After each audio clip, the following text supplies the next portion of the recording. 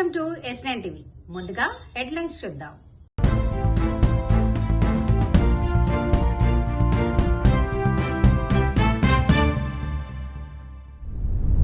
నగరంలో ఇస్కాన్ 2026 సదస్సు ప్రారంభం.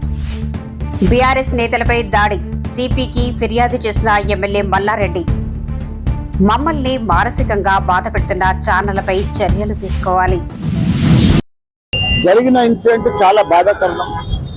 ఎందుకంటే నిన్న మా లాల్గడి మలక్పేటలో అలియాబాద్ మున్సిపాలిటీలో మాజీ సర్పంచ్ ఇంట్లో శ్రీనివాసరెడ్డి ఇంట్లో మేము కూర్చొని ఉంటే, మేము మా కౌన్సిలర్లతో రివ్యూ చేసుకుని కూర్చొని ఉంటే, నేను వచ్చింది చూసి వాళ్ళు ఇటు ముంగటికి ఒక బండి ప్రచార రథం పంపించి డీజే బండి పెద్ద సౌండ్ తోటి ఒక హాఫ్ అన్ అవర్ మోగిస్తూ ఉన్నాడు. మేము ఎంతసేపు చూసి చూసి ఓపిక నశించిపోయి మా కార్యకర్తకు చెప్పినాం, జరప మా బండిని ముంగటికానే బొమ్మను ఏవో బంద్ చేయమని అంటే బండికి బంద్ చేయకుండా తాళం వేసి ఆ బిజీకి పెట్టి ఆ డ్రైవర్ కూడా వెళ్ళిపోయాడు ఇంటికి. మావాడు పోయింది చూస్తాను బండి ఇట్లా ఏదైనా బండి ఆ వైరన్న యాన జర దీతాబని ఒకటకనే 100 మంది. వజ్రేష్ యాదవ్ డిస్ట్రిక్ట్ ప్రెసిడెంట్ కాంగ్రెస్ దౌర్జన్యంగా వచ్చి ఒక ఎస్సీ ఢిల్లీ రమేష్ అంటారు, ఆయన దళితుడిని పట్టుకొని కొడుతూనే ఉన్నాడు. గురినేయం ధనాధన కొడితే ఆయన బండకేసి పడ్డాడు. ఆయన అన్ని వీడియోలు కూడా వచ్చినాయి బయటికి. దాని తర్వాత ఎవ్వరు టీఆర్ఎస్ కాండో ఉందో వాళ్ళని కట్టుకుంటూ వస్తారని కొట్టుర్రా సంపూర్రా అని మల్లారెడ్డి యాడుండని చెప్పి నేను మా అల్లుడు రాజశేఖర రెడ్డి ఎమ్మెల్యే మల్కాజ్గిరి మేము ఇంట్లో లోపల కూర్చొని పని చేసుకుంటూ కూర్చుంటే వాళ్ళ టీవీ5 సత్యనారాయణుడు, ఆంధ్రజ్యోతి, ఆంధ్రప్రభ ఇద్దరు మన విలేకరులు ఉన్నారు, ముగ్గురు కూర్చొని మాట్లాడుతున్నాం. వచ్చి దబాదబా దర్వాజా కొడుతూనే ఉన్నారు. మా గన్మెన్లు ఆపిరు. లేకపోతే మమ్మల్ని కూడా హత్య ప్రయత్నం చేసినాను. అంత రౌడీజం, ఒక వీధి రౌడీ లెక్కనే, ఒక గుండ లెక్కనే. ఆ వీడియోలన్నీ కూడా అంబలెబ్బడి వచ్చినాయి ప్రజలలో. ఇంత దౌర్జన్యం కాంగ్రెస్ అంటే ఎట్లయితే? ఇద్దరు ఎమ్మెల్యేలు ఉన్నాం, మా ఇంట్లో మేము కూర్చున్నాం, మా కౌన్సిలర్ ఇంట్లో మేము కూర్చుంటే మీకు మేము ఏమైనా డిస్టర్బ్ చేయలే. మేము ఏడ బయటికి రా. నంద్యాల జిల్లా ప్రముఖ పుణ్యక్షేత్రమైన శ్రీశైలం శ్రీ బ్రహ్మరంభ మల్లికార్జున స్వామి అమ్మవార్ల ఉభయ ఆలయాలు హుండీ లెక్కింపు నిర్వహించారు. చంద్రవతి కళ్యాణ మండపంలో పక్కడబందీగా ఈ లెక్కింపు నిర్వహించగా శ్రీశైలం మల్లన్న దేవస్థానానికి 3,76,22,452 రూపాయల నగదు రాబడిగా లభించిందని దేవస్థానం చైర్మన్ రమేష్ నాయుడు తెలిపారు. ఈ ఆదాయాన్ని గత 25 రోజుల్లో శ్రీ స్వామి అమ్మవార్లకు భక్తులు నగదును కానుకల రూపంలో సమర్పించినట్లు చైర్మన్ రమేష్ నాయుడు వెల్లడించారు.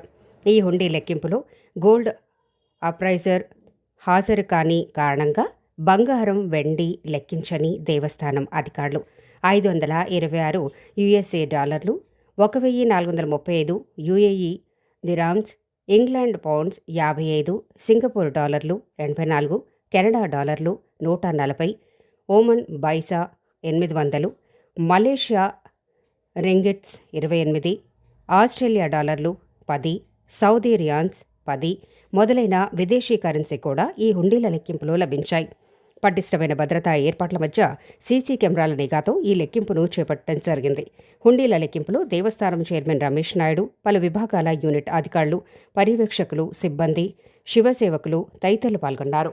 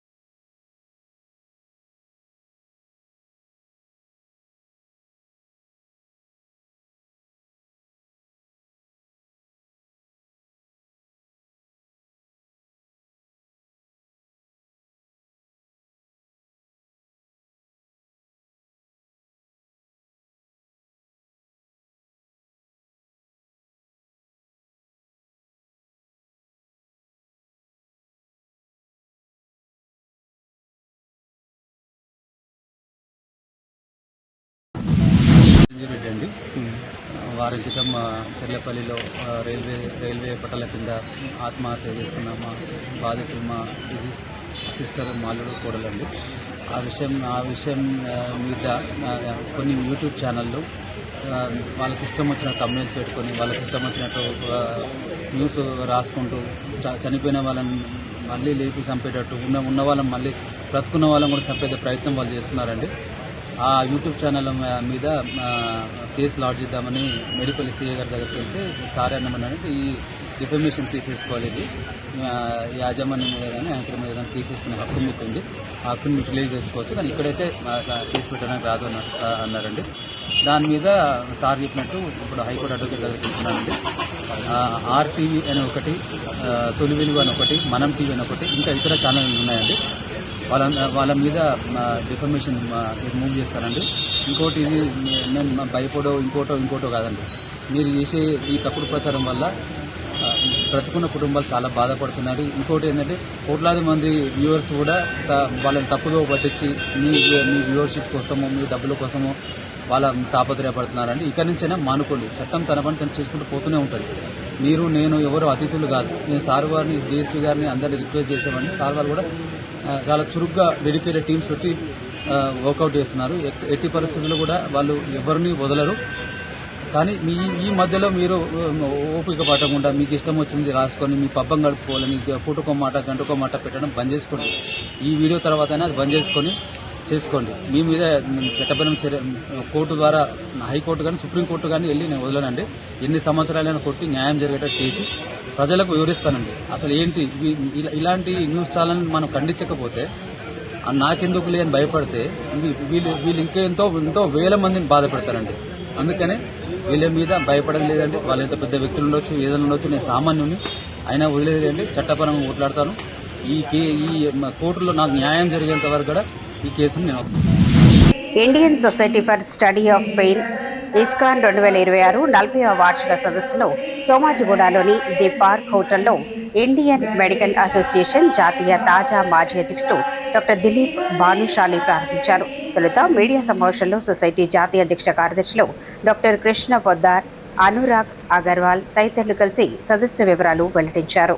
ఇవాళ చేసే programme 40th annual pain conference అండి. Every year Indian society for study of pain under every year annual conference ఉంటుంది. సో ఈసారి కాన్ఫరెన్స్ ద పార్క్ సోమాజిగూడ హోటల్లో కండక్ట్ చేస్తున్నాం. సైంటిఫిక్ ప్రోగ్రామ్ ఆఫ్ 3 days ఉంటుంది with 1 day of workshop. So వర్క్షాప్లో cadavers మీద పెయిన్కి సంబంధించిన అన్ని procedures and live cases screening చేశాము. సో ఇది బేసికల్గా పెయిన్కి ఎంతూజియాస్టిక్ ఉన్న వాళ్ళకి బేసిక్ ప్రొసీజర్స్ అవగాహన కలిగించడానికి, పెయిన్ డయాగ్నోసిస్ ఎలా చేయాలి, ఎథికల్గా ప్రాక్టీస్ ఎలా చేయాలి, అండ్ క్లినిక్ సెటప్, దానికి కావాల్సిన లీగాలిటీ ఇష్యూస్ అన్నీ ఎక్స్ప్లెయిన్ చేస్తాం.